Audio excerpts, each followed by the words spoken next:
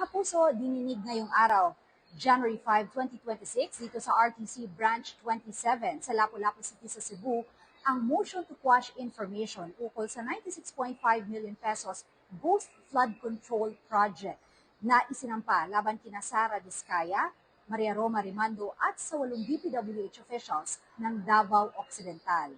Hindi sila nakadalo physically sa hearing pero dumalo sila via video conferencing. Parehong ipinunto ng prosekusyon at ng depensa na walang jurisdiksyon ang Lapu-Lapu City RTC Branch 27 sa kasong ito.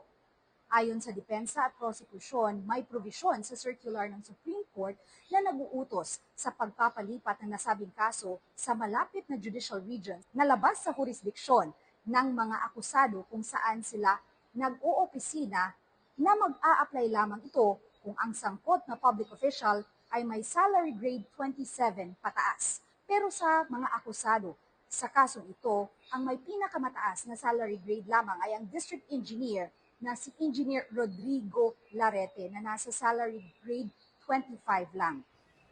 Hindi na nagbigay ng pahayag ang legal counsel ni Diskaya at Rimando.